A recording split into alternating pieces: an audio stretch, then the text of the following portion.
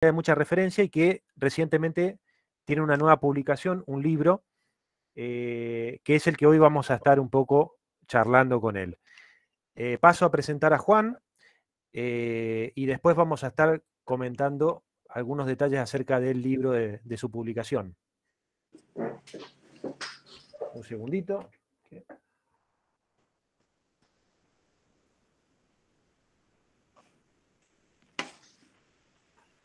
Bien, ahí estamos. Perdón que estoy testeando, que me hace un ruido raro. Ahí estamos. ¿Se me escucha bien? Perdón.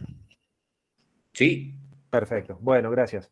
Bueno, entonces decía, hoy tenemos con nosotros a Juan Bassen. Juan Bassen es, el doctor Juan Bassen es psicoanalista, especialista en psiquiatría en la infancia y adolescencia, ex docente de farmacología, ex jefe de residentes del Hospital de Niños Ricardo Gutiérrez. Se desempeñó en varias jefaturas y subjefaturas en el Hospital Carolina Tovar García. Es cofundador y ex coordinador del programa Cuidar Cuidando. Actual secretario general del Fórum de Infancias de la Ciudad Autónoma de Buenos Aires. Juan Bassen es autor de numerosos libros, los últimos de los cuales son Niños o Cerebros, cuando las neurociencias descarrilan, y de reciente publicación en realidad, el libro que hoy nos convoca, que es Después de los barbijos, 10 claves para comprender el padecimiento infantil y juvenil. Bienvenido, Juan, y gracias por estar con nosotros. Bueno, y gracias por la invitación. ¿Cómo están? Bueno, el libro es justamente este último que nosotros comentábamos y que en el flyer de difusión a lo mejor la parte tal vez más interesante quedó más chiquitita, que es el Después de los barbijos.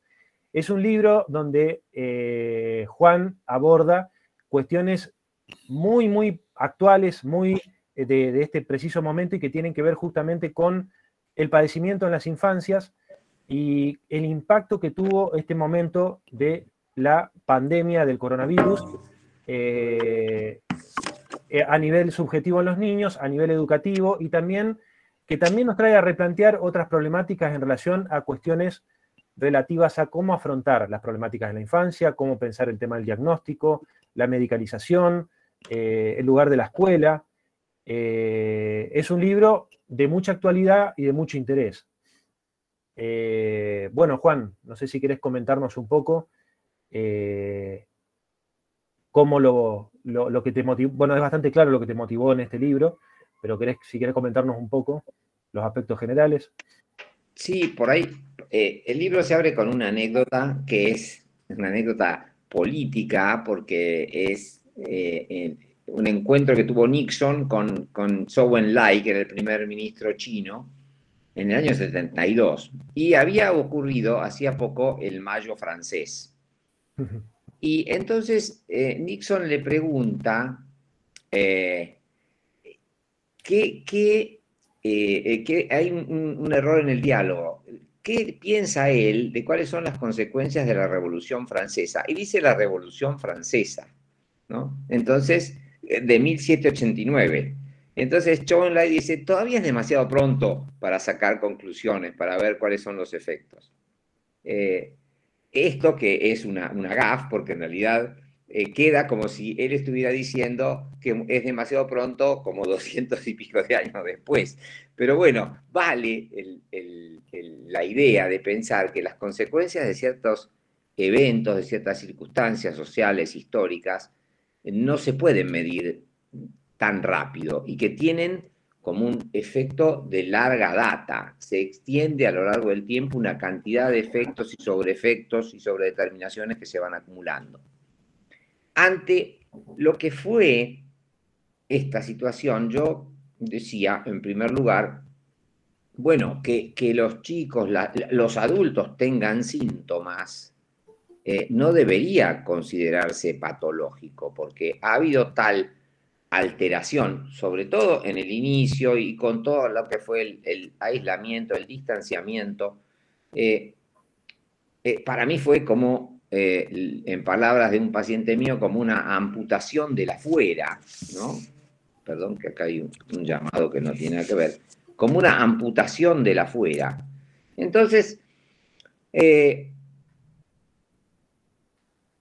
que no hubiera síntomas sería, yo lo hacía, lo asimilaba a lo que le pasaba a Gregorio Samsa, ¿se acuerdan? El protagonista de la metamorfosis, ese señor que se despierta una mañana convertido en una enorme cucaracha y cuya preocupación más importante pasó a ser cómo iba él a viajar en colectivo para volver al trabajo, ¿no? O sea, cómo desestimar todos los terribles efectos que habían ocurrido para volver rápidamente a la normalidad.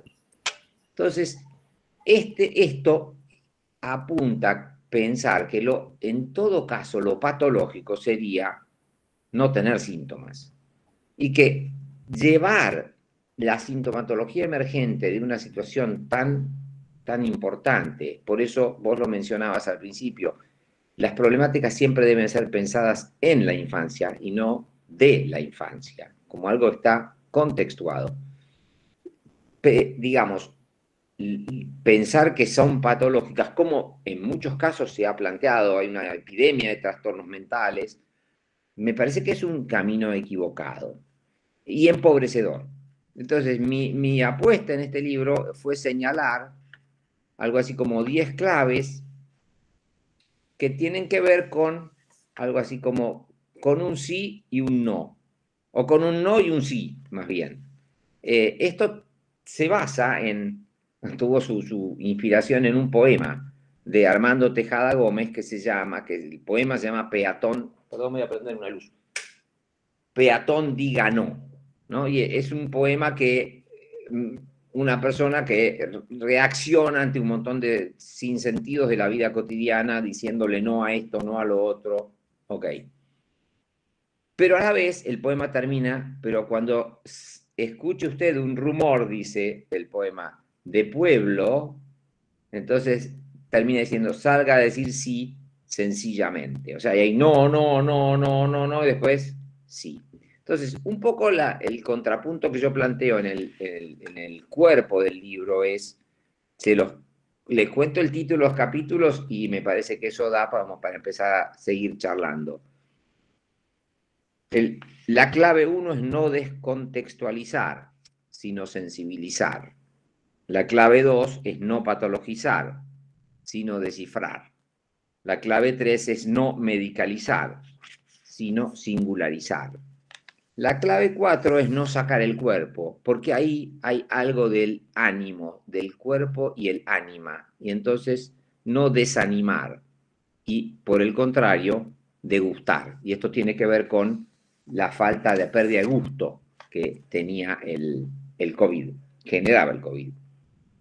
La clave 5 es no subestimar, sino dimensionar. La clave 6, que es en las aulas, no abrumar ni abandonar, sino acompañar. La 7 es no discapacitar y no homogeneizar, sino alojar. La 8 es no mecanizar, sino metaforizar. La 9 es no legislar por patología, sino integrar. Y la 10 es no desesperanzar, sino transformar. Bueno, este sería como el cuerpo, ítem por ítem, ¿no? Que estructura el texto, ¿no? Y bueno, ahí tenemos como varias cosas. Solo comento una, hay una serie que vi algunos capítulos que se llama Amor y Anarquía, en donde hay un diálogo. Es una serie sueca y hay dos amigas que han pasado momentos muy difíciles de divorcios, separaciones, conflictos con los hijos, el trabajo, bueno. Entonces una le dice al otro una le dice a la otra, la que es más piola, le dice a la otra que, bueno, que la pasó mal, dice, ¿y vos cómo la pasaste? Entonces le dice la otra que es un personaje estereotipado, dice, no, dice, yo la pasé muy mal, dice, pero tuve realmente mucha ayuda, dice, tuve mucha ayuda, dice, me han llenado de psicofármacos, tomé ansiolíticos, antidepresivos, estabilizadores, dice, y he logrado, dice, estar muy bien, dice, porque empecé una terapia cognitivo-conductual, dice, y la terapista me dijo que yo tenía que poner como un botón que diga no a ciertos sentimientos, dice. Y entonces ahora dice, estoy muy bien, dice, no siento nada, ¿no? Entonces la otra se queda estupefacta y ella dice, es muy buena, ¿querés que te la recomiende? Te pase el teléfono y la otra dice, no, no, no, no, gracias. Bueno, es un diálogo que dura 1 minuto y medio, pero que pone, digamos, el acento en la desensibilización, ¿no? Digamos, estar bien sería no sentir nada, eso es bárbaro, no está fenómeno, ¿no? Como un mundo feliz de Aldous Huxley, donde el lema era tome 1 gramo de soma, que era una pastillita, una sustancia que se le daba a los habitantes de ese mundo feliz del futuro, que quita por lo menos 2 sentimientos desagradables, ¿no? Ese era el lema social. Así que bueno, es por ahí por donde podemos empezar, si querés, a dialogar un poquito. Perfecto, Juan. Es interesantísimo porque muchas de las cuestiones que vos planteás en el libro son aspectos que en realidad no son nuevos, digamos, de la forma de vida de nuestra sociedad que tenemos actualmente, pero que bajo la cuestión de, bajo la violencia, digamos, de esta pandemia, digamos, que nos estuvo encerrando durante un tiempo, cobraron otra dimensionalidad y es como que exacerbaron un montón de aspectos que tal vez en otro momento podían disimularse de otra forma. Eh, y vos tocas un montón de aspectos que, digamos, ya se venían, perdón, porque justo entra gente, ahí está, y vos tocas un montón de aspectos, digamos, que en realidad venían de vieja discusión, el uso de los psicofármacos, como vos recién señalás, en este sentido de un paliativo para evitar el malestar, como si ese fuera el sinónimo de la salud y el bienestar, digamos, el no sentir, muy el símil del soma, como mencionabas recién, o el tema de la categorización, digamos, y la clasificación de las enfermedades y los padecimientos, o de la discapacidad, el valor de cómo se gestiona eso a nivel estatal a través del certificado, la pregunta acerca de la función de la escuela y cómo aloja al niño allí, son problemas que ya se venían discutiendo, pero que con este cimbronazo que implicó el COVID, de golpe tuvieron un desenlace que ha implicado con otros impactos, con otra dimensión, y que nos ha permitido ver desde otro lugar también todo esto, ¿no? Sí, a ver, tal cual vos decís, la pandemia fue como un sobrellovido mojado, o sea, fue como una lupa que se, digamos, empezó como a hacer a visibilizar, ¿no? Eh, digamos, una cantidad, podríamos llamarla así genéricamente, de desigualdades, ¿no? En muchísimos terrenos, desde la accesibilidad a Internet hasta las vulnerabilidades más notables.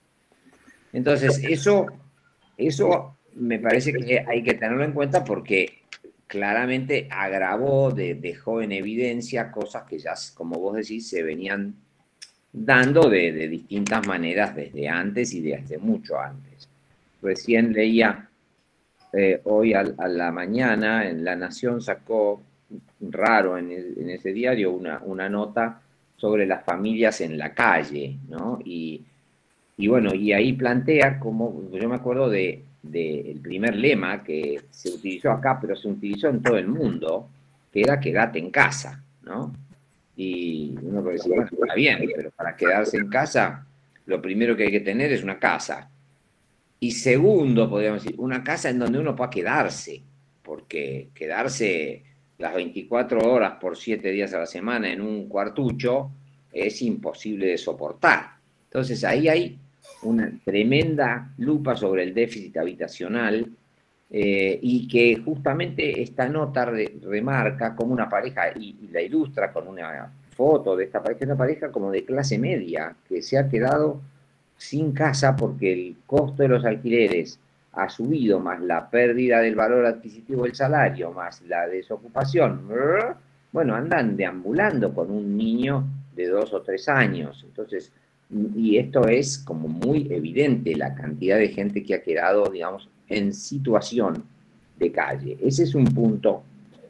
Y después, creo que hay toda una... Vos mencionabas recién el tema de los medicamentos como curativo, ¿no? Y claramente yo no estoy en contra de la utilización de medicamentos. Yo tengo un lema que es que los psicofármacos en la infancia o en las infancias, cuando no hay otro remedio, ¿no? Cuando no hay más remedio.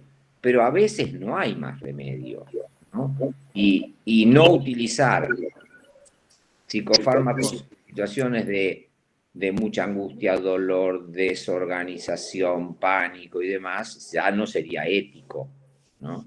Ahí viene entonces otro de los lemas que yo utilizo que es entre la ética y la cosmética. El problema es cuando se utilizan los psicofármacos como una especie de maquillaje, digamos, para que parezca que el chico está igual que los demás, que no le pasa nada, o hacer desaparecer o mimetizar o cosmetizar sus síntomas. De hecho, vos utilizás un término, Juan, perdón, que me Sí, pareció sumamente interesante porque no lo había pensado nunca de esa manera, pero vos decís, el psicofármaco puede servir si se lo usa per vía di levare, utilizando esto que Freud toma de Miguel Ángel, digamos, de esta sí, forma de pensar el arte, sí.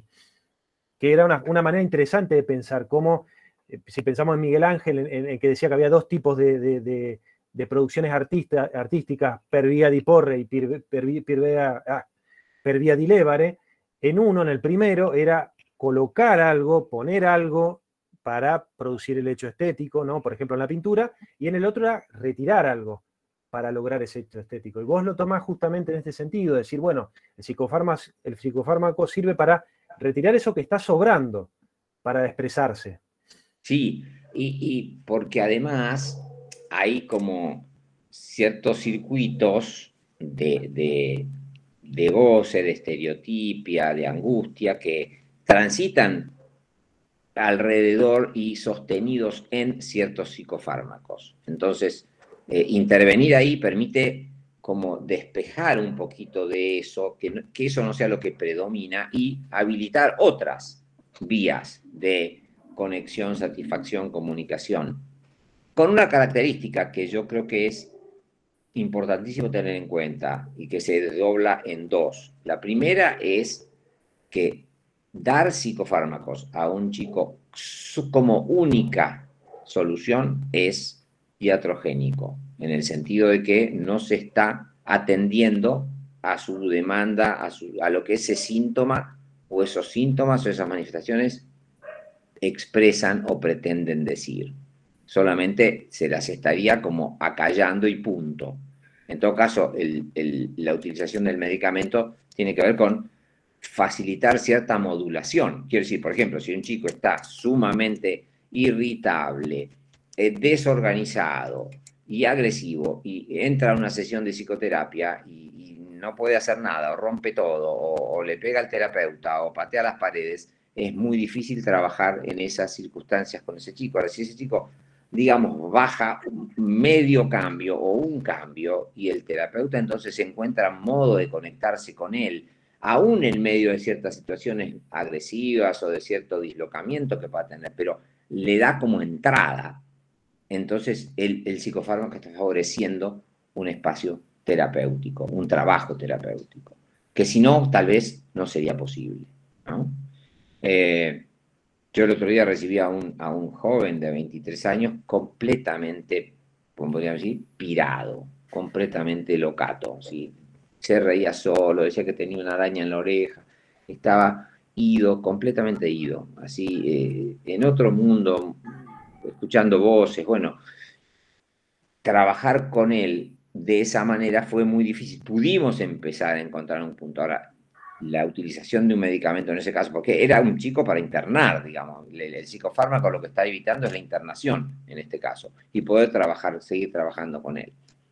Y el otro punto a tener en cuenta, y ya nos vamos de los psicofármacos porque no tiene por qué ser el único eje, yo siempre digo, si nosotros todos los que estamos aquí estuviéramos en un salón, vamos a suponer que estamos, ya que hubo un tornado ahora en la Florida, estamos en un salón de fiestas en la Florida y nos dicen que viene un tornado.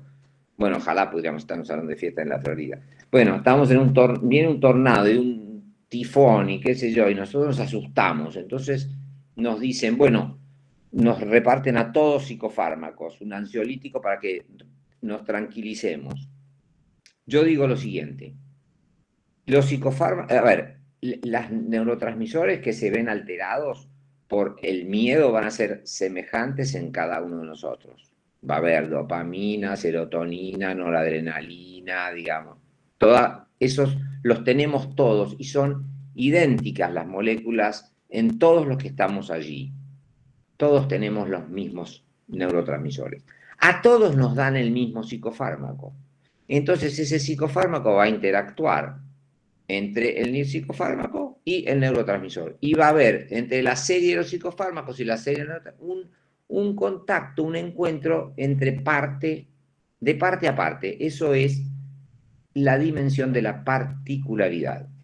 Y los miedos y las angustias por ahí se calman. Ahora, la pregunta que sigue existiendo es, cada uno de nosotros, ante esa situación, reacciona con distintos fantasmas, distintos temores, distintas fantasías.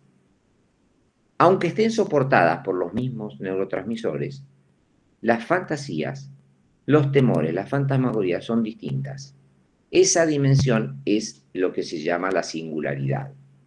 Los psicofármacos no pueden acceder a esa dimensión de la singularidad. Solo pueden acceder a la particularidad de la interacción entre moléculas. Pero lo que surge subjetivamente de una situación como esa es inalcanzable para el psicofármaco. Debe haber otro punto de expresión, otro modo de expresión, de vinculación, de elaboración de esa situación, que no va por el lado del psicofármaco, que no está habilitado el psicofármaco para intervenir en ese nivel. Esa es, digamos, la limitación que tiene un psicofármaco y es por eso que no hay que nunca tratar con psicofármacos solamente, porque no se está alcanzando el nivel de la singularidad que requiere un espacio terapéutico con una persona que sufre, que tiene sus propias fantasmagorías distintas de cualquier otra persona.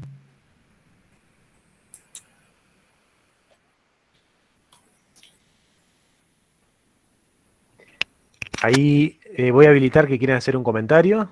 Sí, claro. Sí, Juan, en una parte al comienzo de tu libro, vos comentás que en estos tiempos se habilitaron nuevos modos de subjetivación. Y en ese punto me gustaría si pudieras explayarte, digamos, de qué modos los pensás o cómo los ves que se llevan a cabo. Pensando sobre todo, vengo conversando mucho con docentes y directoras de escuelas primarias o de jardines, donde por un lado ellas notan un incremento en su población de estudiantes con diagnósticos de autismo, y cuando me he encontrado conversando con directoras o con docentes de escuelas secundarias, incluso de escuelas técnicas, noté una altísima preocupación por que escuchan a los adolescentes con un nivel elevadísimo de ideaciones suicidas. Que esto lo pueden decir abiertamente y lo cuentan y hasta buscan formación o de qué manera tener ellos herramientas para poder contestar o alojar estos comentarios, estas ideas o estas cuestiones que surgen en las aulas y que claramente, digamos, los docentes no tienen todas las herramientas y las buscan. Entonces, me quedé pensando, cuando leí tu libro, me quedé pensando en esto que me quedó resonando de estas charlas que he tenido con estas docentes, en relación a los nuevos modos de subjetivación, que me parece que es un modo de alojar también. Me muteo por el perro.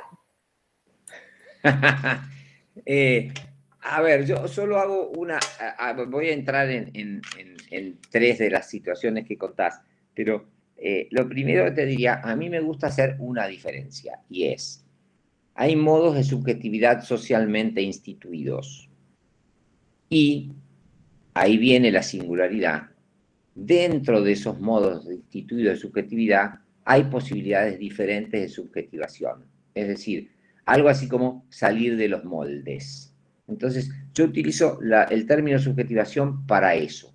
Es Foucault esto, es el modo en que se sale de un molde, ¿sí? No el molde. El molde es una subjetividad instituida.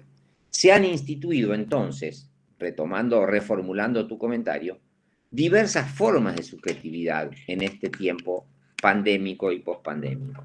Entonces, en relación a esas formas de subjetividades instituidas, mal instituidas, nocivamente instituidas muchas veces, habría que ver cuáles son las formas de subjetivación posibles para dar vuelta, transformar ese padecimiento. Y lo que vos decís son dos extremos. El primero tiene que ver con la desconexión. O sea, los chicos más chiquitos se han visto, digamos, se ha visto como potenciado un nivel de, de antes, de desconexión que tiene que ver con el tiempo. Ahora les voy a decir por qué. Que la pandemia ha multiplicado. Cuando digo el tiempo, es por esto, miren. Hay una película de Marcello Mastroianni que se llama Stano tutti bene. En esa película, él es un abuelo y va a visitar a su hija, que tiene a su vez una nietita.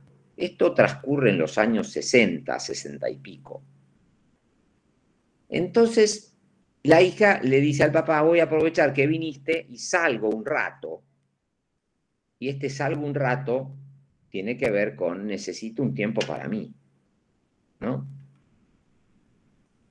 Tema importante, porque la parentalización actual ya demanda, entra en colisión con todas las otras solicitudes que una persona, madre o padre relativamente joven, tiene en su vida cotidiana, en cualquier sector social. Y entonces, si antes ser madre o padre era un objetivo muy venerado, valioso y puesto en primer lugar, ahora entra en cortocircuito de una manera bastante complicada con todas las otras cosas que una persona de la edad de un padre o madre joven quieren o pueden hacer. Entonces, como decía una periodista, y si yo le enchufo el celular a mi hija para pintarme las uñas, ¿está mal? ¿No? Bueno, las uñas no se las va a pintar para la hija, evidentemente se las pinta para sí o para otros.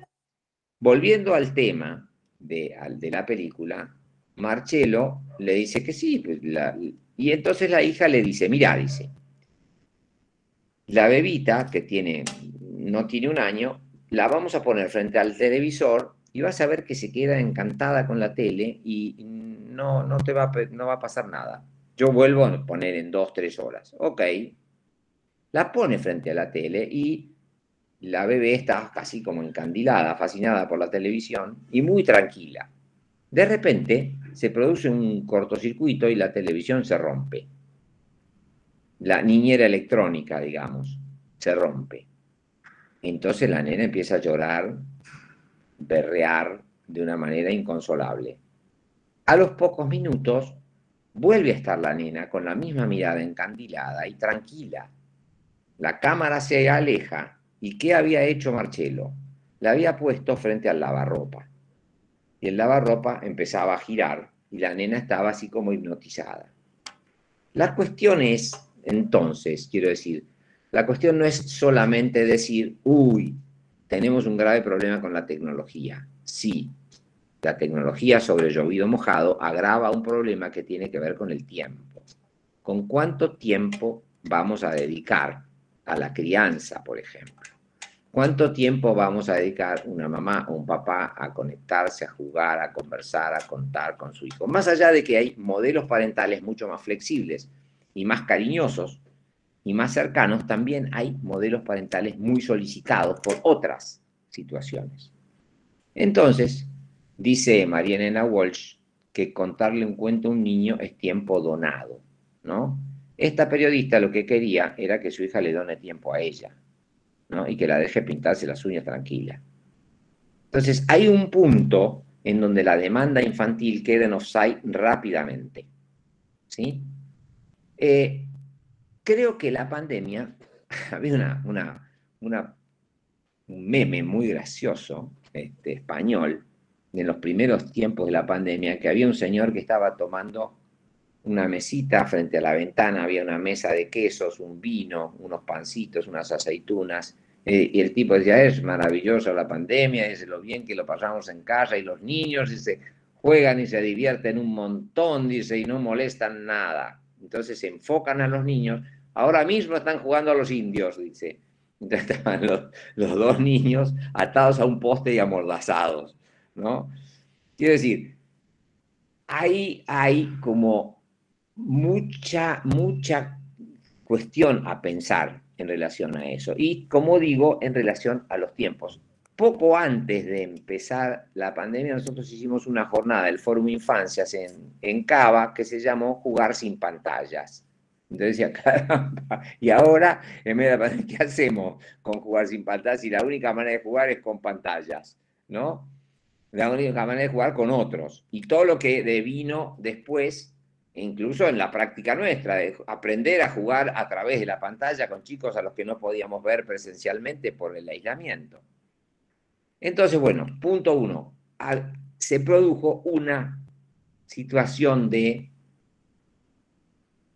cierto desvínculo en relación al lenguaje, en relación al trato, y yo creo que eso repercute en los modos en que los chiquitos llegan a las escuelas. Si eso sumamos situaciones complicadas de vulnerabilidad social y de sobretrabajo, de sobrepreocupación y demás, ni que hablar. Entonces, por un lado tenemos eso. Del otro lado, aparece también como una sensación en los adolescentes, por un lado, de lo encerrados que se sintieron, ¿no? Yo decía a un paciente mío que se escapó por la ventana de su casa en plena pandemia porque había escuchado que estaban pasando música en un kiosco de una esquina a 2 cuadras de su casa donde había 1 o 2 chicos escuchando música, digamos, clandestinamente. El tipo se escapa y en el medio de su raje lo afanan, le sacan la guita, le sacan el celular, lo cagan a trompada, por poco lo violan. Vuelve.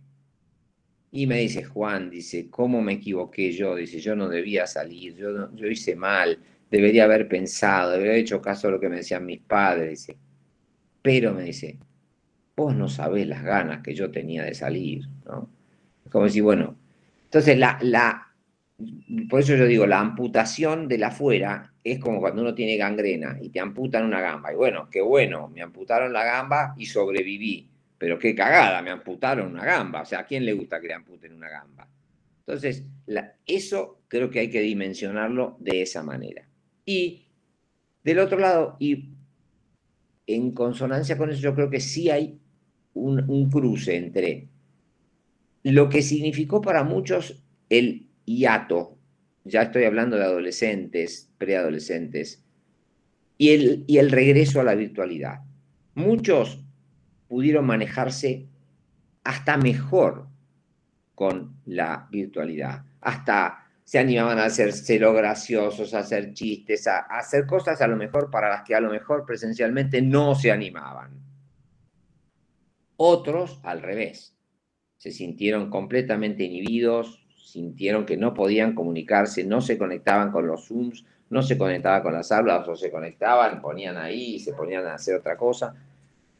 Y regresar los encontró a veces en condiciones que yo digo, la presencialidad para quienes se sentían impresentables. Entonces, gordos o gordas, porque aumentaron un montón de peso, chicos que ahora son chicas, o chicas que ahora son chicos, digamos, un montón de transformaciones que se dieron en este tiempo y que hicieron que volver a la presencialidad sea muy difícil.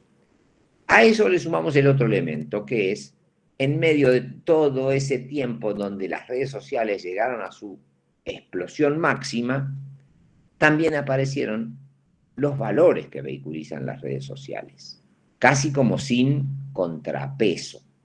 ¿no? Yo digo, los influencers, la escuela antes era la mayor influencia extra hogareña para un chico. Ahora la escuela como influencer tiene bastante poco rating y hay muchas otras influencias. Pero esas otras influencias que no apuntan a formar al ciudadano futuro democrático ilustrado, apuntan a un consumidor que además es muy competitivo, muy narcisista, y que entonces con valores de, por ejemplo, de belleza, crueles.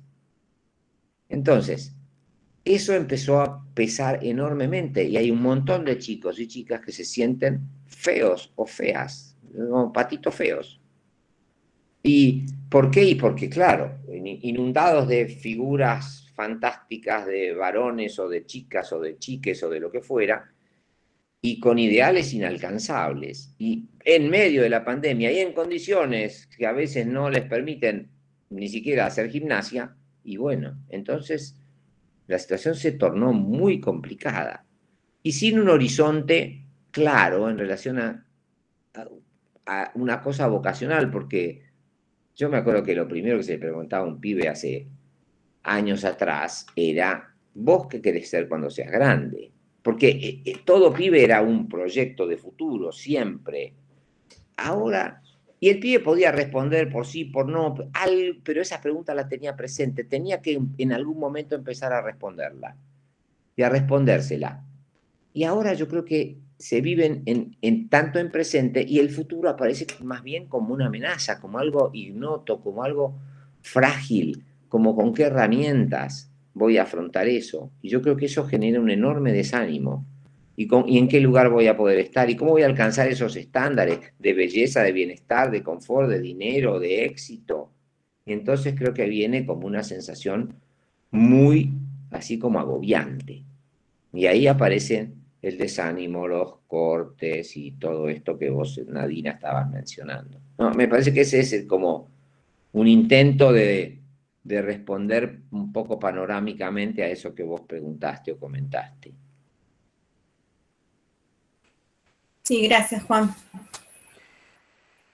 En esto que vos mencionás, Juan, como la dimensión, dos aspectos de lo que vos mencionás en el libro, que tiene que ver esto con la temporalidad que vos mencionabas recién, de una llegada al presente y cómo eso modifica, digamos, la necesidad del adolescente a la exogamia, que es algo propio de la etapa vital que está atravesando. ¿Cómo lo ves a eso vos? A esa cuestión de cómo ahora el adolescente se ve en la necesidad, digamos, de ir hacia la exogamia con este atravesamiento de estas figuras que aparecen desde los medios, de los medios masivos y virtuales. Para mí, hay muchas líneas en lo que decís, pero la que yo subrayaría es sobre todo algo así como la precocidad. O sea, hay un chico, hay que googlearlo ahora, yo lo he googleado hace 1 o 2 años, que se llama Desmond Naples, que es un chiquito norteamericano, que es un chico trans, y que se hizo muy, muy popular en Instagram, y tenía hace 2 años 40.000 seguidores, ahora debe tener muchos más. Y en su relato él dice que es modelo, que es ícono, que es muso, que es inspirador, que ha hecho una casa drag, que además es deslenguado, que es gay. Dice como 20 y pico de cosas. Y uno dice, caramba, este pibe ya se puede jubilar, tiene 10 años y ya ha hecho de todo, ¿no? Entonces, la precocidad acecha y a veces, digamos, claramente tiene que ver probablemente con un proceso, podríamos decir, socialmente natural en la medida en que la sociedad tiene más confort y más posibilidades y mejor alimentación y una cantidad de cosas. Pero a la vez, supongamos, hay una revista Vogue de hace unos 10 años en donde pusieron en la tapa a unas chicas que tenían 8 o 9 años vestidas como pequeñas vampiresas, ¿no? Así como muy maquilladas, con vestidos muy brillosos, así como con tipología de vestimenta de adulta, digamos, sexy. Pero las nenas tenían 9 o 10 años, o 8, 9 o 10 años. Entonces se armó un escándalo y finalmente a la editora la echaron. Uno podría decir, a ver, está mal que las nenas se disfracen y jueguen al spa y se disfracen, se pongan tacos de la mamá y se pinten los labios o las uñas, y no, mientras estén jugando, mientras sean ellas las que arman el juego. En este caso, eran meros juguetes, digamos, eran juguetes decorados para la tapa de una revista, para vender vaya a saber qué, ¿no? Y para delicia de los ojos de algún pedófilo. Entonces ahí se estaba fomentando una precocidad para la cual esas nenas no tenían ninguna posibilidad no tenían cuerpo para responder a eso. Bueno, eso está pasando porque, claro, siempre los más listos, los más piolas, los más cancheros, los más maneros, los avivados, cada época tiene distintos nombres, bueno, son los más populares y son los más rápidos y son los más, bueno, los guachitos pistola. O en el caso de las chicas, lo mismo, las más piolas, las más populares. Eso a veces muchas sobregira las posibilidades de cada chico, de sostener ese rol de adolescente, digamos, precoz. Hay publicidades por ejemplo, de ropa para niños, donde hay un nene que tiene, ponele, 5 años, con anteojos oscuros, subido al puente de Brooklyn, mirando así con cara de, no sé, como de pensar. Digo, 5 años. Entonces, quiero decir, el consumo hace, el consumismo, no el consumo, el consumismo lleva adelante esta cosa muy precoz. Y todos nos resulta encantador ver a un nene o nena chiquitita, o chiquitito, chiquitite, vestido con ropita que parece como una especie de adolescente en miniatura. Yo tenía un paciente que fabricaba ropa y decía, yo antes fabricaba ropa para niños de 12 años y ahora hago para adolescentes de 10. Entonces yo le decía, no, de 10 no, de 3. Porque la ropa, la adolescencia entra en la vestimenta de los niñitos muy tempranamente. Zapatillas cancheras, jeans, qué sé yo, pilchas que en otro momento eran ropas de nene o de nena, y ahora no existe, dura lo que dura el bebé. Entonces, todo eso me parece que hay una cierta aceleración de los tiempos para los chicos, y muchos andan como perrito de sulky, corriendo atrás con la lengua de afuera, ¿no?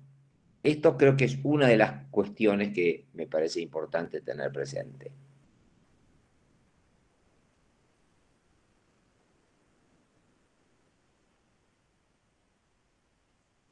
Y de la mano con eso, Juan, también te quería consultar, te quería preguntar, porque me parece interesante esto de poder pensar justamente la temporalidad en el cuerpo de los niños y de los adolescentes, y retomando un poco la cuestión del impacto del COVID y todo ese momento, hay una parte en tu libro donde vos haces énfasis también en el aspecto del cuerpo y el de no sacar el cuerpo, que frente a ese no, vos pones como el sí, el degustar, que pones el ejemplo del chocolate amargo y demás eso.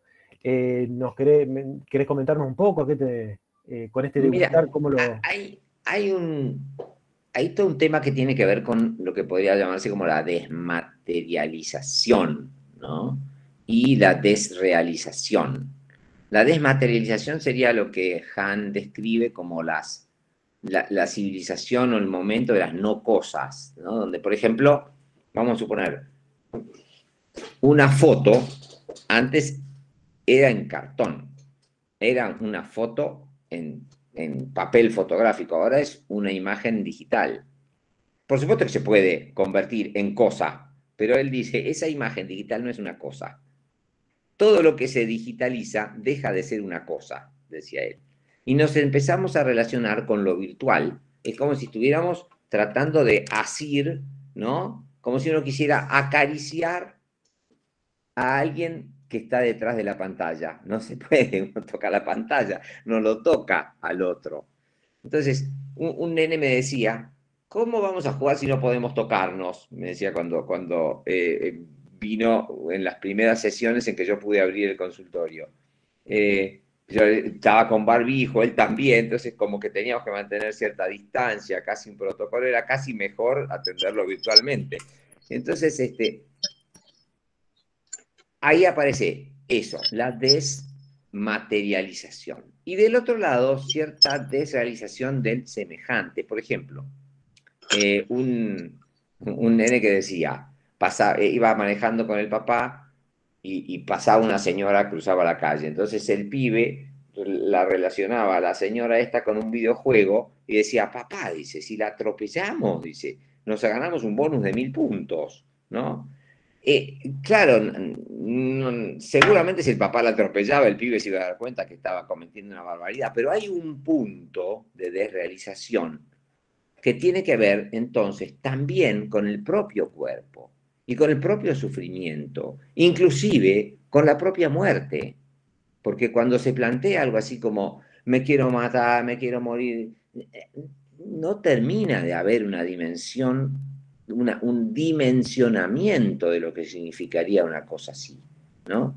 Porque uno mismo se visualiza como alguien medio como desrealizado, desmaterializado, ¿no? Entonces, este yo creo que es un impacto actual del efecto tecnomediático que genera algo de esa conexión con los otros más, menos concreta, menos materializada, que a mi gusto está bueno recuperar, ¿no? Y yo me acuerdo que en la clase que dábamos de jugar sin pantallas, yo decía, bueno, a ver, en el medio de la clase decía, bueno, ahora vamos a jugar al tema de los pulgares. Entonces decía, jueguen con el de al lado, agarren y hagan esto, ¿no? El juego de atrapar el pulgar del otro. Mirá con qué poco se hace un juego y te cagas de la risa, ¿no?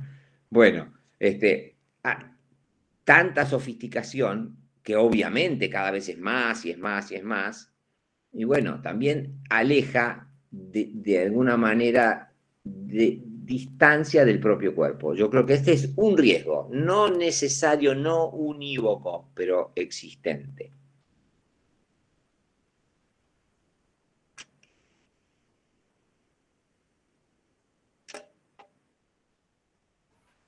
Sí, respecto de esto que decís, Juan, durante la pandemia nos tuvimos que acostumbrar, por lo menos yo lo escuchaba por el edificio, a esto de decir, suicidate, suicidate, y estaban hablando del Fortnite. O sea, yo hasta que entendí que, o sea, que era el juego, porque no conocía la dinámica del juego, decía, ¿qué están haciendo estos pibes ahí arriba? O sea, que decía, pará que me suicido. O sea, fueron un par de semanas que me costaron a mí entender lo que estaba pasando arriba porque sonaba demasiado potente, hasta que después eso se naturalizó como la dinámica de ese juego. Chicos que tendrán 7 años. Sí, un poquito más. El Fortnite en general enganchaba a más grandes, sí. Pero, por ejemplo, fíjate vos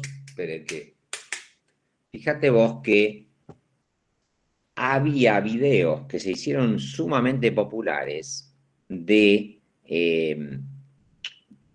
chicos, de personas que se tiraban de un edificio y se mataban.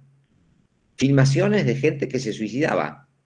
Y se compartían y se compartían en las redes, y las veían los chicos.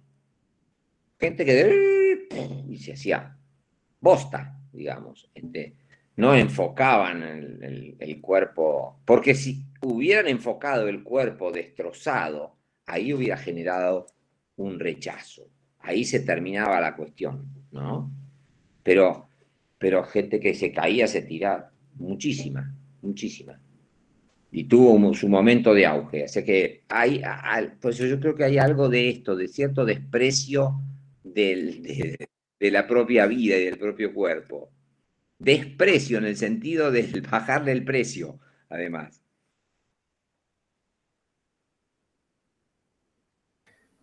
Y de hecho también ha impactado justamente lo que hablábamos antes en la temporalidad, o sea, demanda al niño, digamos, otro tipo de atención, ese juego en la modalidad virtual.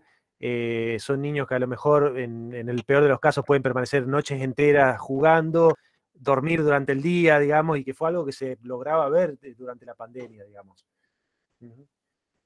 Sí, bueno, así como se puso de moda la idea de maratonear series, los chicos maratoneaban juegos, es así. Yo he tenido, digamos, situaciones de nenes que se hacían caca encima, mientras jugaban, y pasaba un adulto y más o menos le tocaba diciendo, che, ¿no?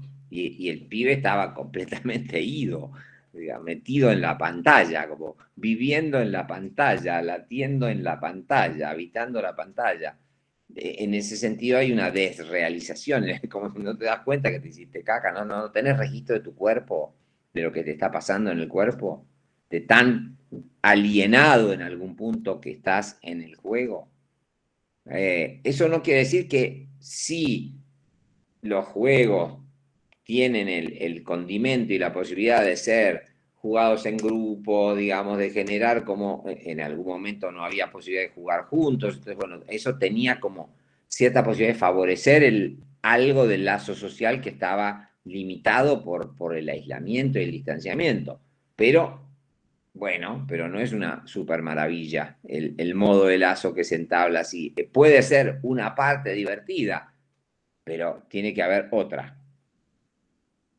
Por eso creo que vos lo mencionás acá en el libro, lo decías lo estoy parafraseando, ¿no? Pero decías algo así como lo que hay que interrogar más allá de el hecho virtual en sí o el recurso como tal, es el vínculo justamente, de cómo eso se da, digamos. Sí, y ahí viene, por eso te decía, el vínculo y el tiempo. El vínculo y el tiempo que se dedica, se destina a eso.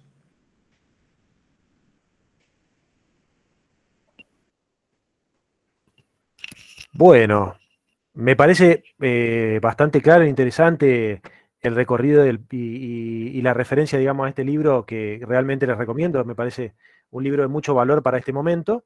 Y bueno, me parece interesante abrir a comentarios o preguntas. Si alguien quiere hacerle alguna pregunta a Juan, ahí veo que alguien está levantando la mano. Así, yo. Ahí va. Ahí está. ¿Cómo va, Juan? Hola, Bueno, ¿cómo te va, hola, Ale? bien, bien. No, cambiando un poco de tema, pero porque en la clínica lo que este tiempo después de post-pandemia ha traído en elevado incremento de niños con dificultades en el armado del cuerpo, en la adquisición del lenguaje, casos severos, casos graves y en cantidad. Es como que hay un marcado incremento de chicos con dificultades, sobre todo en la adquisición del lenguaje. Sí. Y justamente uno dice, bueno, la pandemia ha afectado, el contexto marca que modifican la subjetividad. Y muchas veces uno se encuentra, como decía Nadina, hablando con los docentes, y se toma en cuenta la pandemia, cómo ha afectado, pero después como que parece que al segundo que uno sigue hablando, parece como que no pasó nada, porque volvemos a evaluar o a pedir el rendimiento como si no hubiera pasado. O sea, hablamos, a mí me llama la atención que en la misma charla que uno puede tener con alguien, con los padres, con los docentes, marca esta dificultad que tuvo esto, bueno, lo temporal,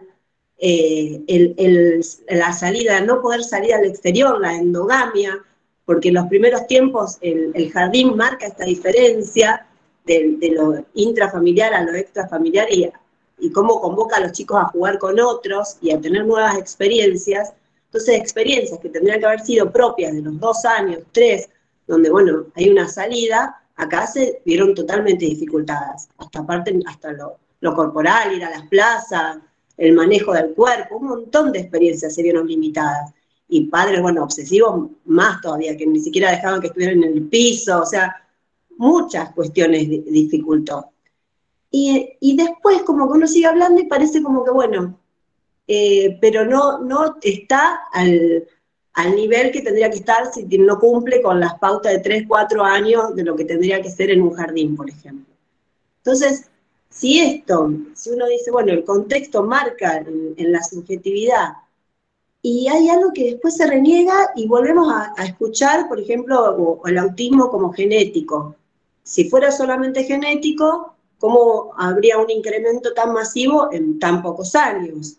Es como algo que contradictorio, pero que llega más rápido que si uno dice, bueno, ¿qué está pasando? Lo vincular, el contexto, la complejidad, y después volvemos a lo neurobiológico. Es como difícil la situación. Y no, a lo que iba también esta cuestión de lo que vos marcás con el certificado de discapacidad, que también es algo que se viene trabajando desde hace mucho tiempo y nunca se puede modificar esto. Y cómo uno tiene que trabajar en la clínica, la dificultad de estos padres a acceder a tener que pedir un certificado para acceder a los tratamientos, no porque su hijo sea discapacitado. Son luchas que cuestan. Sí, a ver, lo que vos decís de los chiquitos y esta especie de renegación que se da para ir por parte, ¿no? En las escuelas. Es por eso yo empiezo con la anécdota de Nixon y el chino. Es muy pronto para evaluarlo todavía, ¿no? Porque hay efectos que duran y esos efectos hay que poder, digamos, asirlos, evaluarlos, dimensionarlos. Pero bueno, eso choca con la necesidad de volver a poner en carrera y en órbita a los chicos que están fuera de carrera. Y entonces hay expectativas que recaen. Lo que estaría faltando ahí, me parece, es de qué manera la escuela puede, ahí, dado que vos mencionabas una situación de la escuela, bueno, ¿qué puede hacer la escuela en función de ese nuevo contexto y cómo intervenir ante chicos que han quedado como empobrecidos de alguna manera de vínculo, de enriquecimiento simbólico, bueno, de espacios de juego, de contacto con pares? Digo, ¿qué puede hacer la escuela en función de esto? No solamente pretender que el pibe, como digo, cosméticamente se parezca lo más posible a lo que tendría que ser lo esperable, sino qué intervenciones puede pensar, crear, diseñar la escuela, dado que hablabas de la escuela, pero no solo hablo de la escuela, puede ser en otros lados, en función de esto, que está detectado, pero que no puede ser, así como detectado, renegado para volver a la carrera lo antes posible, como si lo sacaran a Messi del campo de juego porque tiene un desgarro y lo sientan en el banco y entonces el entrenador dice, bueno, dale, ahora volvé. No, pará, tengo que curarme el desgarro primero. Eso por un lado, que tiene que ver con los tiempos. Lo segundo es, digamos, esto que vos llamás, claro, yo lo cuento ahí, hace algunos años estaba en un aeropuerto y decía un cartel enorme, decía cada 20 minutos se diagnostica un caso de autismo, ¿no? Y había la fotito de un nene. Y digo, ¿qué hace esto en un aeropuerto, digamos? Porque en un aeropuerto que se hable de autismo infantil, digamos, ¿cuál es la idea, digamos, de esta campaña? Porque es una campaña de Autism Speaks, que es una organización, un lobby fuertísimo en Estados Unidos. Entonces, hay un analista del discurso de esta organización, que se llama Broderick, que dice, lo que ellos pretenden es instalar la idea de que estamos ante una epidemia. Estamos ante una epidemia no de COVID, sino de autismo. ¿Por qué? Y bueno, porque entonces se abre un mundo de, digamos, de becas, investigaciones, no tanto en el caso del autismo, psicofármacos, porque no tienen tanta pregnancia el psicofármaco en los verdaderos casos de autismo, pero eso se acompaña de la transformación del autismo infantil, que es un diagnóstico que se podría hacer en un chico cada 2000, y que Kanner era súper cuidadoso en cuanto a quienes dejaba allí dentro de esa categorización y que, por ejemplo, no entraban los chicos con debilidad mental, no entraban los chicos con dismorfias corporales. No entraban obviamente los chicos psicóticos, que es otra categoría que el DSM ha sacado, la psicosis infantil.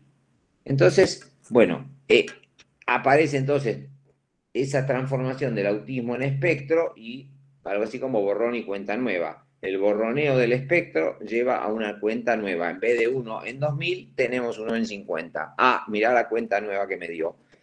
Y eso quiere decir que en vez de haber un chico autista por escuela, hay un chico autista por aula.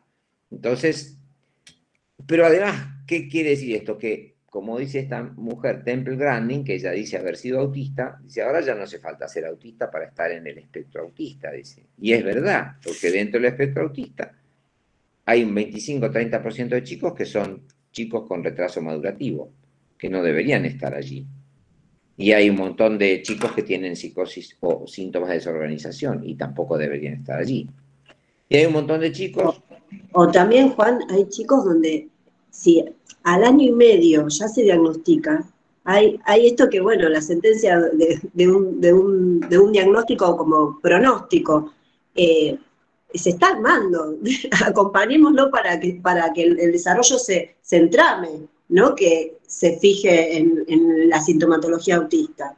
Porque año y medio, 2, 3, tenés plasticidad neuronal suficiente para que pueda algo engancharse, ¿no? Para rotularlo ya directamente, tan pequeños. Claro que sí. Bueno, por eso, digamos, hay que tener en cuenta lo siguiente, además, como vos decís, la plasticidad.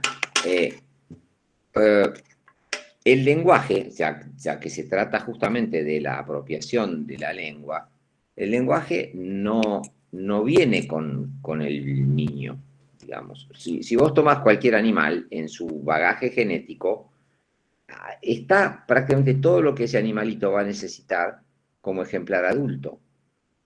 Todo está en sus genes. Ahora, en los genes humanos no está el lenguaje. No hay ningún gen del lenguaje. No es que uno aprieta, dispara, activa ese gen y el pibe sale hablando. No. El lenguaje tiene esa característica particular de que no se desarrolla desde algo interno, sino que se apropia a partir de algo externo. Entonces, en esa apropiación están como figuras fundamentales los otros, y cuanto más significativos, mejor, la mamá, el papá, la familia.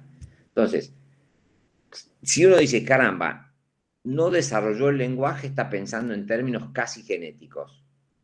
Si uno piensa, no se apropió del lenguaje, entonces ahí ya está pensando en términos de, bueno, a ver, ¿qué falló en este proceso de apropiación? Desde el lado del chico, por supuesto, puede haber algo que no esté funcionando bien del lado del chico, desde el lado de los padres, desde el lado del contexto. Y bueno, pero es distinta la mirada y por lo tanto distintas las intervenciones. Y está claro que en ciertos casos de autismo hay algún componente genético. Es más, se ven, chicos, cuando se descubra ese cuadro genético, porque hay muchos que todavía no se han descubierto, va a pasar lo que pasó con la fragilidad del cromosoma X, que se diagnosticaban chicos con autismo y con psicosis, y que en realidad después se vio que varios de esos chicos tenían fragilidad del cromosoma X, que implicaba retraso madurativo, dificultades en la conexión y demás. Ahora, eso no quiere decir que todos los chicos con autismo tengan fragilidad del cromosoma X, pero puede ser que varios chicos de los que nosotros incluimos dentro del autismo infantil tengan alguna problemática genética que todavía no podamos descifrar o descubrir. Pero eso no quita que todos los chicos sean considerados como genéticamente, el autismo sea causado genéticamente, porque hay muchos chicos con autismo que evolucionan muy favorablemente, a pesar de la gravedad inicial.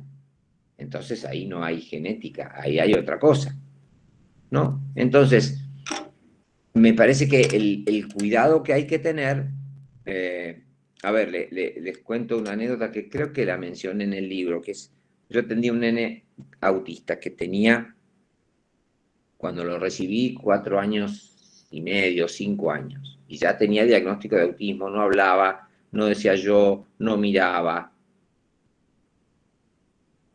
Cuando empezamos a jugar en el consultorio, empezamos a hacer algo que se parecía a un juego, yo tenía la información de que el pibe tenía pánico al inodoro, ¿no?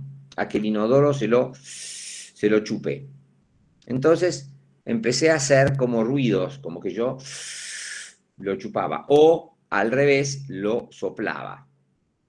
Entonces, él me empezó a soplar a mí, ¿no? Entonces, cuando él me soplaba, yo como que me veía arrastrado por su soplido y me estrellaba contra las paredes, como que él era una especie de dios del viento.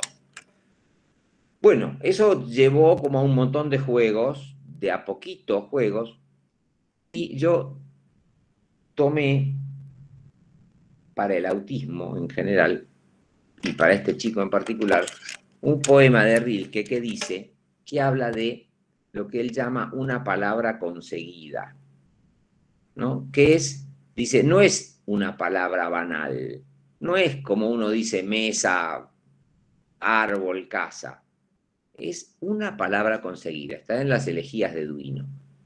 Y entonces dice, esa palabra, para que vos puedas decir así, compréndelo, así como nunca en su intimidad esas palabras pensaron ser, ¿no? Así lo dice el poema, que es maravilloso.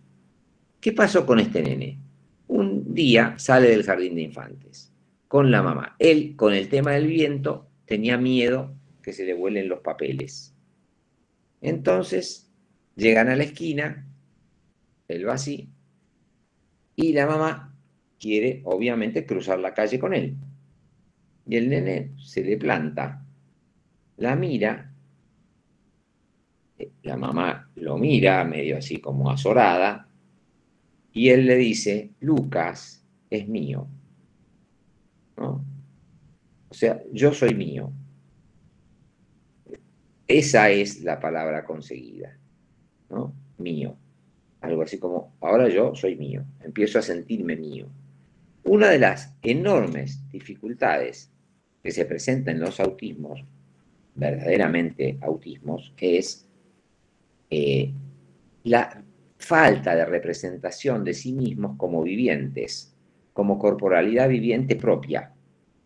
Entonces, ahí se generó ese efecto como muy importante. Ese chico después dejó de ser autista, pero lo era. Temple Grandin también dice que era autista y ya no lo es más, ahora cuida animales, tiene una serie de dificultades. No se puede pensar que todos los chicos que padecen de síntomas de autismo van a ser autistas toda la vida. Y esto tiene que ver con el modo de clasificar y de incluir dentro del autismo, del espectro. Y por ejemplo, lo que dice Allen Frances tiene que ver con el tema de los Asperger. Incluir al autismo, al Asperger dentro del espectro autista cuando antes estaba fuera, hizo que explote. ¿Y a quién se considera Asperger? Hay un montón de pibes que no lo son. Un montón de pibes que son tímidos, ya te dejo, que tienen cierta rigidez, que antes se llamarían esquizoidías o esquizotimias, y bueno, y ahora son todos Asperger. Sí, ¿qué querías decir? No, que digo, ¿por qué crees que tiene como, no sé si no tiene prensa esta cuestión de que los chicos que por ahí están con severas dificultades en la infancia, pero después pueden encontrar, como bueno, como Temple Grandin, que encuentra un lugar o una forma de manejarse, como esto que dice Eric Loren, creo que le dice como el islote de competencia, esta cuestión de, bueno, en una cosa son buenos y se manejan. Y parece como que se pierde esta cuestión, como que no se habla de los adultos autistas, pero me parece porque la mayoría puede encontrar un formato, algunos, otros no, que eran más severos, pero hay algo ahí como que no se escucha mucho de qué pasa después. Sí, hay en general los chicos gravemente autistas terminan desarrollando cuadros de psicosis después, más adelante. Cuando son verdaderamente autistas y son verdaderamente graves. Pero vos lo decías bien, un especialista, entre comillas, en Asperger, que se llama Tony Atwood, dice, a mí me preguntan qué diagnóstico ponerle, y entonces dice, si es autista de alto rendimiento, si es Asperger, si es esquizofrénico, digamos, claro, entonces dice, yo diría lo siguiente, pónganle el diagnóstico que le provee más servicios, ¿no? Entonces, Lo que ahí empieza a contar es que el diagnóstico se convierte en una clasificación, la clasificación se convierte en un código 313 y el código se convierte en una contraseña para acceder a ciertos servicios. Entonces, desde el diagnóstico que intentaba descifrar la lógica de un padecimiento y tratar de entender la dinámica en contexto de lo que le pasaba a un pibe, pasamos a una contraseña, CUD. La contraseña es CUD. Ahora, ¿se puede sacar el CUD? Yo creo que en este momento no se puede sacar el CUD porque es la vía por la cual muchísimas familias acceden a tratamientos. A veces con un criterio que yo no comparto en lo más mínimo, que son las multiterapias. Ahora, ¿qué se puede hacer con el CUD? Primero, cambiarle el nombre, que es lo que venimos bregando desde muchos lugares, que se cambie por certificado de accesibilidad en la infancia, para que entonces el nombre no recaiga sobre el chico, sino sobre el sistema. Y segundo, que habilite con cierto criterio, no al modo cognitivo-conductual, como decía esa señora que dialogaba en Amor y Anarquía, sino a modos un poquito más subjetivantes de intervención.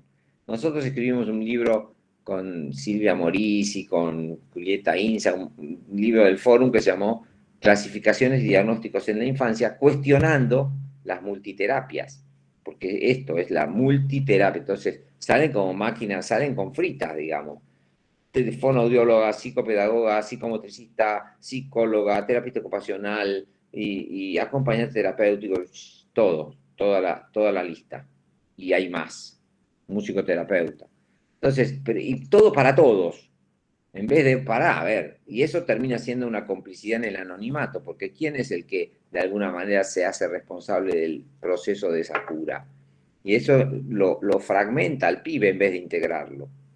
Bueno, esto es una problemática actual que me parece importante. Sí, que en esa línea también sucede que esta cantidad de terapeutas que trabajan sobre un mismo niño joven, además lo hacen en forma aislada.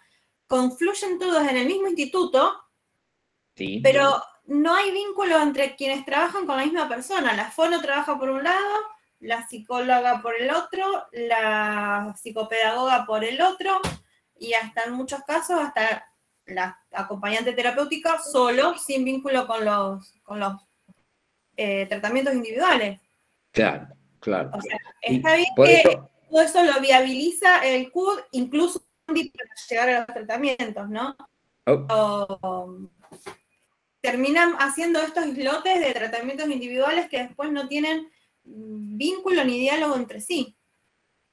claro. Bueno, por eso digo que son multiterapias y eso es multidisciplina, no interdisciplina, que sería un interjuego entre las distintas intervenciones y pensando no tanto en algo así como lo que ya se sabe, lo que cada uno puede decir de lo que ya sabe, tipo cada maestrito con su librito, sino de abriendo interrogantes. Bueno, ¿qué es lo que yo no sé, no entiendo, no? Y entonces a lo mejor otro de otra disciplina me puede ayudar a comprender.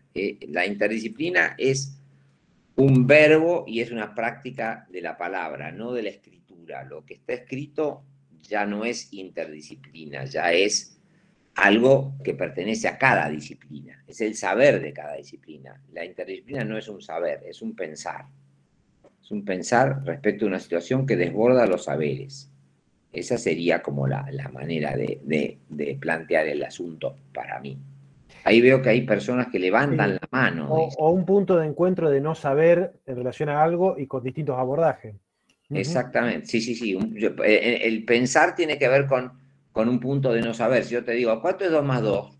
4, no tenés nada que pensar. Ahora, si yo te planteo una ecuación, sí tenés que ponerte a pensar, porque no la sabés. Entonces, la interdisciplina tiene que ver con eso que vos estás diciendo, con un punto de no saber. Bueno, hay dos personas, justo Xiomara había levantado la mano hace un rato y también está Ana Victoria. ¿Querés preguntar vos, Xiomara, que habías levantado ya un par de veces ya? Bueno, buenas tardes. Yo soy estudiante de psicología de la Facu de Psicología de la Universidad Nacional de Rosario y este año estoy cursando una materia que es Psicología del Lenguaje y del Desarrollo, y vemos todos los momentos en la adquisición del lenguaje, las distintas etapas de la comunicación, y tengo como para hacer dos acotaciones a la charla. En un primer momento, cuando vos hablabas de esto de que los niños enfrente a la tele quedan, o frente al lavarropa, quedan como hipnotizados, yo este año tengo que hacer un trabajo de observación que es de un juego, entonces me tengo que encontrar con un nene y que se dé toda una escena donde el nene juega. Y me pasó con encontrarme con un nene de 3 años y 3 meses, y le digo, bueno, contame con qué podemos jugar.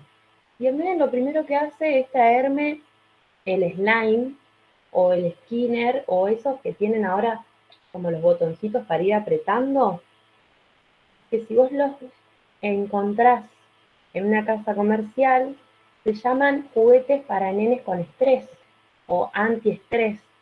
Entonces, eso a mí me dio a pensar a lo que vos hablabas de la tele, cómo podemos pensar hoy en un nene de 3 años y 3 meses con estrés, y no con la dinámica de la infancia misma, del jugar, del compartir, del encuentro, más allá de que la profe me dijo que sí, que era una forma de juego nuevo, que yo lo aceptaba como trabajo, pero me dio mucho a pensar después para mí cómo hoy en las infancias nos encontramos con juguetes para chicos con estrés, digamos.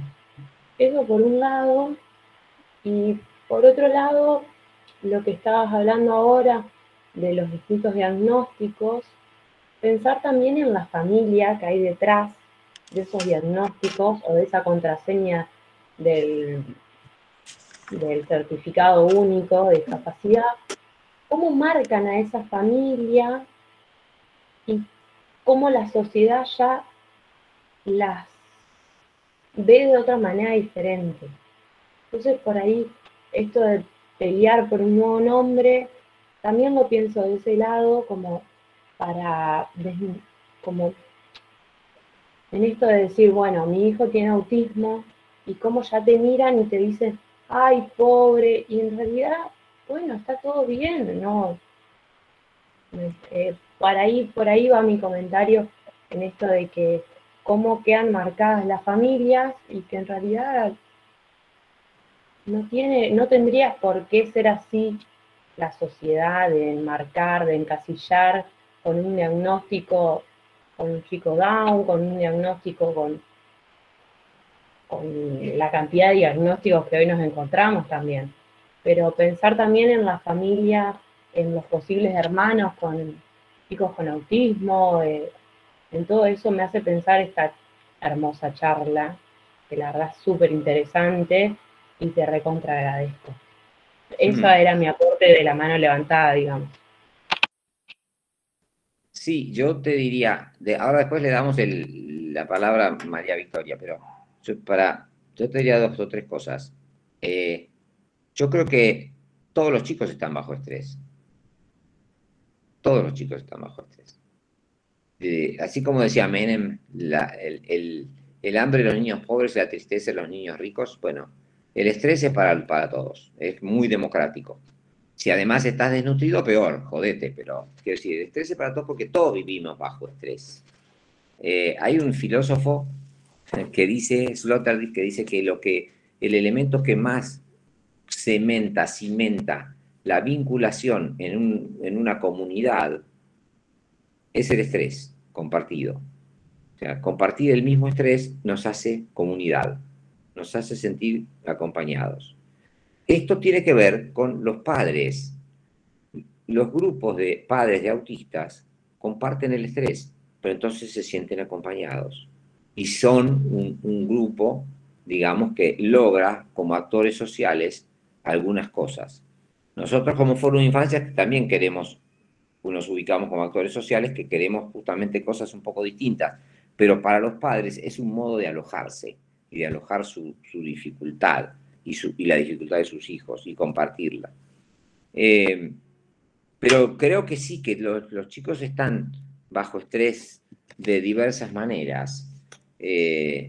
Y lo que vos decís del impacto que produce el certificado de discapacidad, yo tengo una anécdota que siempre cuento, que es de un chico que venía al programa que nosotros llamamos Cuidar Cuidando, que sigue todavía desde muchos, muchos años, en donde ese chico venía a trabajar, entre comillas, como ayudante de un cuidador, aprender a ayudar a un cuidador de animales. Esto ahora ya no se puede hacer, pues no puede trabajar con los cuidadores, sino que trabajan de otra manera, hacen otras cosas, pero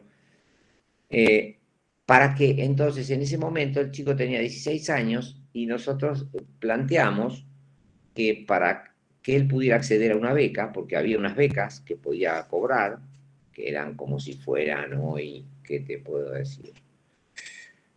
No sé, 5.000 pesos, por ejemplo. Tenía que aprender a viajar solo, porque siempre venía con su mamá, y ya era un grandulón, 16 años. Porque hay algo de eso que se instala, cierto goce que se instala en relación a la dificultad y a todos los sobrecuidados que se arman y qué sé yo. Entonces, bueno, finalmente el pibe tenía certificado de discapacidad. Finalmente, después de muchas piruetas, viene solo en colectivo un día. Su mamá viene en el colectivo de atrás. Llegan juntos al zoológico y él, nos sentamos a charlar, lo felicitamos porque él había accedido a su beca y él saca de su bolsillo el pase que le permitía como discapacitado viajar gratis, se lo muestra a la mamá y lo rompe. Entonces la mamá dice, este pibe está loco, cada vez más loco. Entonces el pibe la mira y le dice, no mamá, yo quiero viajar como los demás chicos. O sea, para él viajar gratis le salía carísimo en otro sentido. Él quería aliviarse de esa, digamos, de ese hándicap que significa la discapacidad, que yo la leo como un menos en la ciudadanización. La discapacidad, de alguna manera, desciudadaniza. Entonces, no es cuestión de celebrarla, en todo caso sí de alojarla, pero en todo caso sí de no incluir como discapacitados a chicos, porque eso ya significa, digamos, una especie de pronóstico que muchas veces no se cumple, por suerte, ¿no? Este pibe lo que quería era sacarse de encima el rótulo y poder pagar el boleto. Le salía más caro, pero para él no era más caro. En otro sentido era liberador. Y como él iba a ganar plata, quería pagarse el boleto, ¿no? Era como un circuito virtuoso que se había armado ahí. Bueno, había otra chica que quería consultar algo. Sí, antes yo agrego una cosita nada más, porque alguna gente ya se retiró. Quienes quieran solicitar el certificado de asistencia a la charla, escriban al mail que figura en el flyer de difusión y se los enviamos. Nada más eso. Bueno, Victoria había levantado la mano.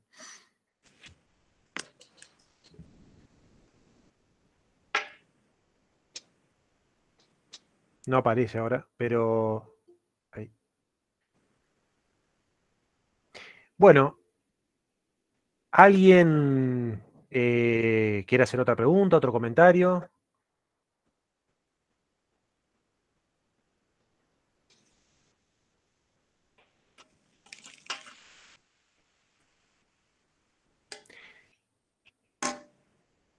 Bueno, creo que entonces podemos ir concluyendo. Así que, bueno, la verdad que muy, muy rica toda la discusión. Creo que es un tema del cual se va a estar hablando bastante en este tiempo. Y bueno, Juan, queremos agradecerte por haber participado de este espacio. La verdad que es un placer poder conversar con vos y la verdad que creo que tu libro lo recomiendo porque realmente es muy, muy de actualidad y muy rico para poder pensar discusiones actuales. Así que gracias por estar acá con nosotros y poder charlar. Bueno, gracias a ustedes y a quienes participaron y bueno, ya nos veremos. Tenemos programado vernos pronto, así que ya nos seguiremos viendo. Ya circulará la información. Muchas gracias. Bueno, está circulando la información brevemente de los próximos encuentros que tendremos, así que gracias a todos por participar, la verdad. Sí, en principio pasamos la información de que Juan va a estar en Rosario en el mes de noviembre, el 5 de noviembre en la reunión del fórum, que tiene toda una información circulando ya, y luego también va a estar en Rosario presentando en forma presencial el libro, así que quienes quieran charlar con él presencialmente lo haremos